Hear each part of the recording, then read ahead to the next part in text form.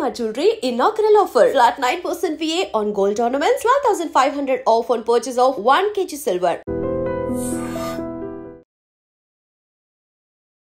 So madam అంటే కోపం ఉందా, లేకుంటే మేడం అంటే సింపతి ఉందా, మేడం అంటే ఒక అపోనెంట్గా చూస్తున్నారా, ఎట్లా చూస్తున్నారు మీరు మేడంని? నేను చూడాల్సిన అవసరం కూడా లేదు.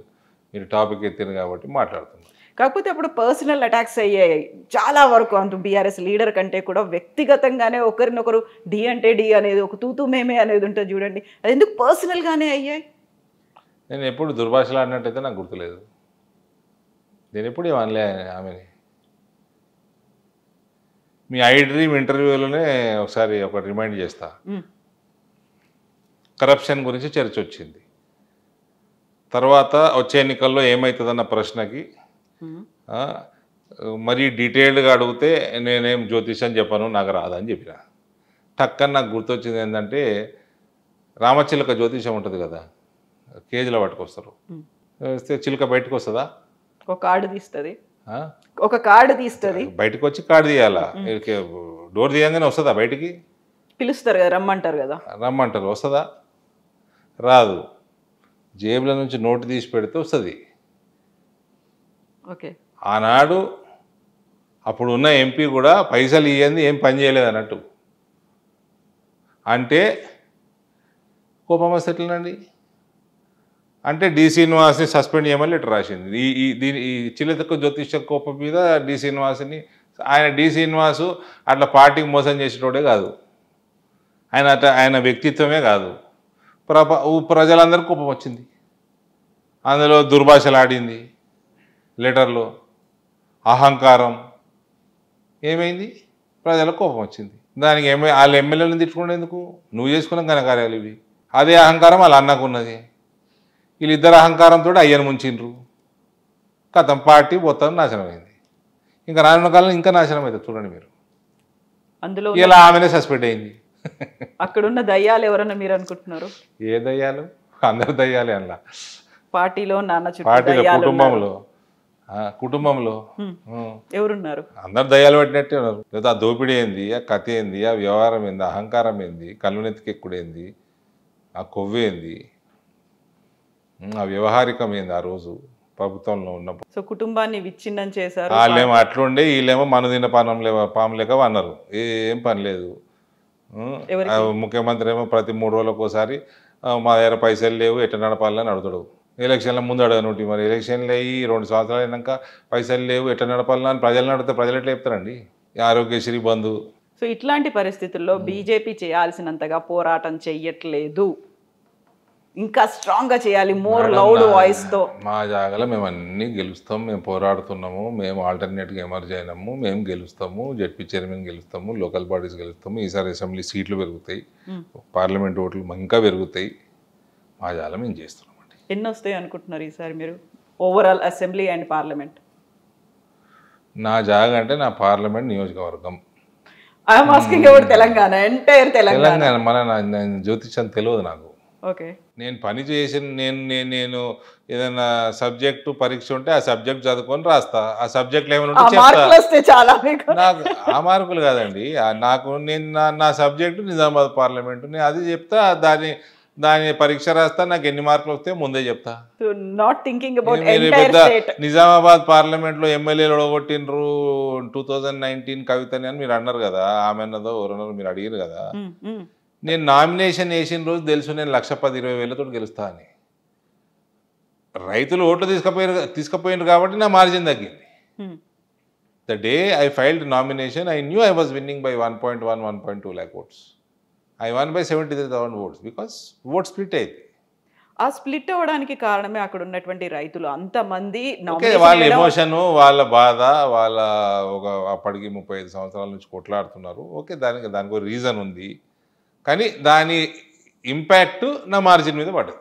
వాళ్ళకి రైతులకి క్లారిటీ వచ్చిందా పసుపు బోర్డు ఎవరు తీసుకొచ్చిండ్రు అనేది? ఇప్పుడు ఏముందండి, మోదీ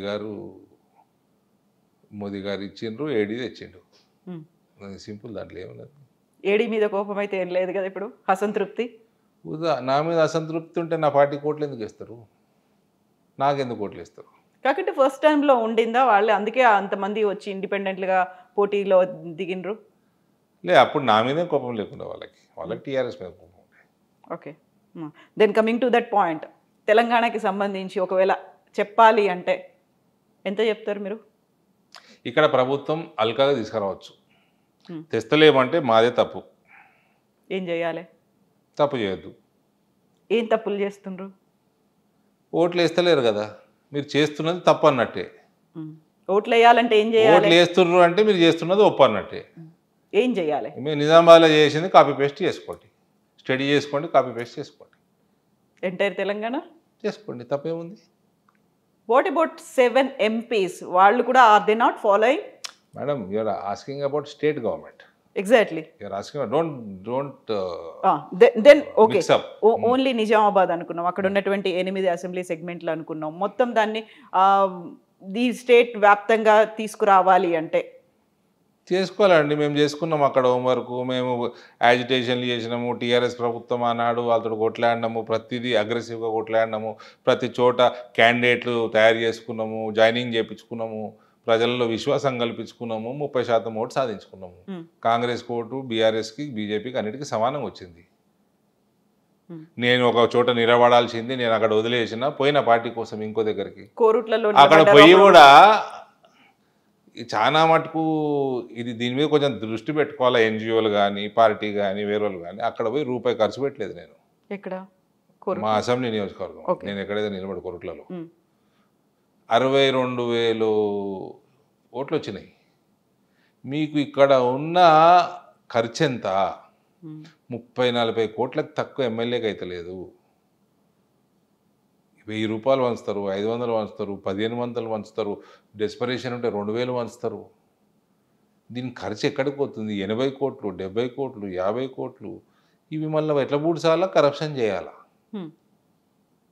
కరప్షన్లు ఈ రకంగా కరప్షన్లు ఉంటే ఇట్లనే ఉంటాయి ప్రాజెక్టులు. మరి సో ఒక్క రూపాయి పెట్టలేదు నేను, 62,000 ఓట్లు వచ్చినాయి. దాంతో స్టడీ చేసుకోవాలండి, దాన్ని కొంచెం పబ్లిసైజ్ చేసుకోవాలా. ఎలక్షన్ కమిషన్ 36 గంటల తర్వాత ఎవరు కనబడదు. నేను క్యాండిడేట్, నేను కనబడలేదు. I was an out cider in that segment. నేను వెళ్ళలేదా ఆడికి? 36 గంటల ముందు నేను పోలే. నా ఓటు నిజామాబాద్ పట్టణంలో ఉంది. అని దాని అట్లాంటి అవేర్నెస్ పెంచండి, తగ్గించండి, ఖర్చు తగ్గించే పని చేయండి. ఒక్కొక్కడు ఎమ్మెల్యే 50 కోట్లు పెడతా అంటే వాడు ఎప్పుడు సంపాదించాలి, ఎట్లా సంపాదించాలి? ఇసుక మాఫియాలు చేయాలి, మొరమ్మ అమ్ముకోవాలి, గుట్టలు అమ్ముకోవాలి, ల్యాండ్ దందాలు చేయాలి, కిడ్నాపులు చేయాలి, పోలీస్ కేసులు, ఇదే పని చేయాలి ఇక. మరి ఇప్పుడు మీరు చెప్పిన ఇవన్నీ కూడా రాష్ట్ర నాయకత్వానికి తెలుసా? చెప్పారా?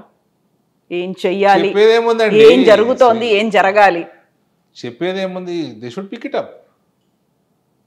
Why they are missing that? నాకు ధైర్యం ఉంది, నేను చేసిన, నేను ఎక్స్పెరిమెంట్ చేసిన, నేను పైసలు లేక చేయలేదు అనుకుంటున్నా. ఫస్ట్ పైసలు ఉన్నాయి. Why they are not taking that? మీరు చేసింది I'm not saying just BJP. Anybody who wants to clean up the political system in this country should ఇటువంటి అవేర్నెస్ పెంచాలి. బీజేపీకి చెప్పాలి అంటే, ఒక అడ్వైజ్ ఇవ్వాలి అంటే, to win Telangana political system దేశంలో. No, I'm asking about BJP. We are talking about BJP. బీజేపీలో జరగాలి అనుకుంటే BJP also should pick it up. Yes, also should అన్నారు కాబట్టి are you raising this point అక్కడ మీటింగ్ లో? ఇక్కడ I been doing that since 3 minutes. Not here. I'm asking not here. Your channel not here. 3 minutes ఇక్కడ కాకుండా you are getting the ample time. Topic వచ్చింది, నాకు strike అయింది, నేను చెప్తున్నా. ఎగ్జాక్ట్లీ. ఇక్కడ పొలిటికల్ సిస్టమ్ ని క్లెన్స్ చేయాలి అనుకున్నవాడు ఎవరైనా సరే, this is a good example. So మీకు వాయిస్, ఒక స్పేస్, ప్లేస్ అనేది బీజేపీలో దొరికితే ఈ పాయింట్ మీరు చెప్తారా?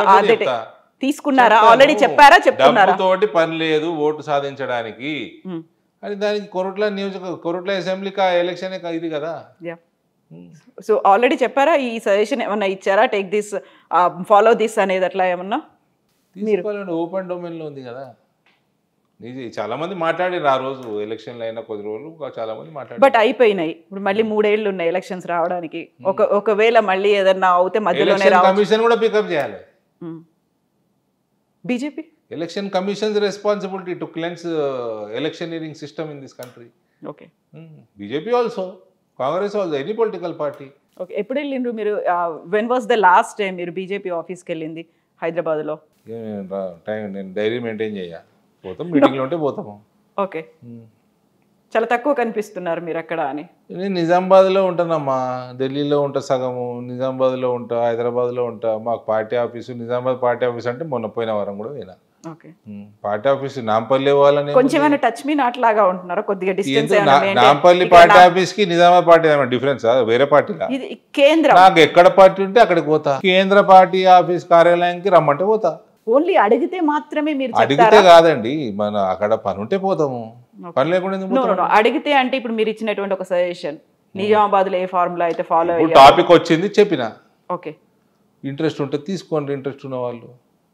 మీరు కోరుట్లలో మీరు కావాలని ఓడిపోయినరా? ఎంపీగా కావాలని ఓడిపోయినాను. కావాలని ఓడిపోడు, గెలుచుడు, కావాలని ఓడిపోతారా మేడం ఎవరన్నా? అంటే ఎంపీ కావాలని ఉందేమో మీకు? ఎమ్మెల్యే అవసరం? ఎమ్మెల్యే అయినా ఎంపీ అవుతుంటే నేను మళ్ళీ అక్కడ రాజీనామా చేసి ఇటు వచ్చేవాళ్ళ?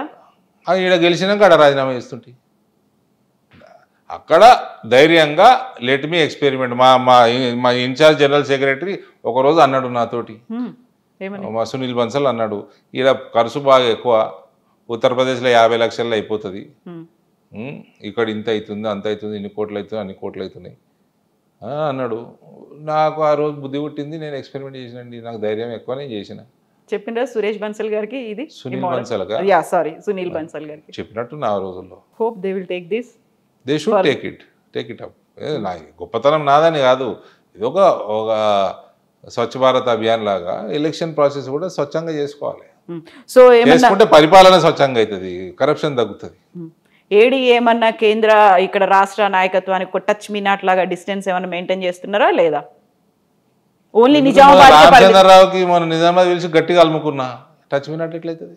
అక్కడికి పిలిపించుకున్నారు మీరు. ఇక్కడ నా నియోజకవర్గంలో నేను పని చేసుకుంటానండి. సికింద్రాబాద్లో వేస్తే మా కిషన్ రెడ్డి ఊకుంటాడా? అందరూ కలిసి పని చేయొచ్చు కదా.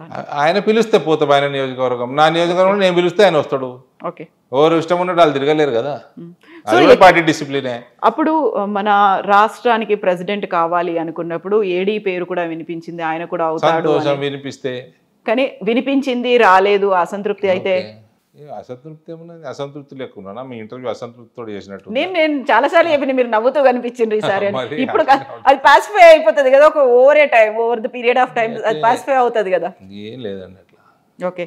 ఇలా అవుతే రేపు అవుతాము, రేపు కాకపోతే ఎల్లుండి అవుతాము, ఒకటి అవుతే ఇంకోటి అవుతాము. నేను ఎంపీ అవుతా అనుకున్నా, 2 సార్లు అయిపోయినాము. నెక్స్ట్ నేను పార్టీని ఇంత బలోపేతం చేస్తాను నా జీవితంలో నేను ఊహించలేను, రాజకీయాలకు వస్తేనే ఊహించలేను. నేను అవుతా ఉంటే నడుస్తూ ఉంటుంది, లైఫ్ గోస్ ఆన్. నెక్స్ట్ ఏంటిది? ఏడీని మేము ఎట్లా చూడొచ్చు అని చూస్తూనే ఉన్నారు కదా, సరిపోతలేదు. ఫర్దర్ ఏమో తెలియదు, టైం విల్ టెల్. కేంద్ర మంత్రి time will tell. How can I tell? రాష్ట్రంలో ఏదైనా సమయం, సందర్భం, సమయమే అన్నిటికీ ఏమంటారు జవాబిస్తుంది. Okay. Thank you so much అండి. Best wishes to you. Thank you. నిజంగా ప్రస్తుతం ఉన్నటువంటి సమాజం దేనికి ప్రయారిటీ ఇస్తుంది? ఆర్థిక సంబంధాల చుట్టూ మాత్రమే తిరుగుతుంది. మళ్ళీ ఎన్నికలంగానే చాలా విరక్తి కలుగుతాం. మంచి అనిపిస్తుంది కదా, లేడీస్ కూడా ఛాలెంజింగ్ జాబ్స్ చేసినప్పుడు చాలా బాగుంటది. ట్రాఫిక్ అసిస్టెంట్స్ గా నియమించిన ట్రాన్స్జెండర్స్ అందరితో సాల్యూట్ చేయించుకుంటున్నారు. ఫుడ్ డెలివరీ ఇవ్వటానికి వెళ్ళినటువంటి డెలివరీ బాయ్ అనిల్ పై కళ్ళ ముందు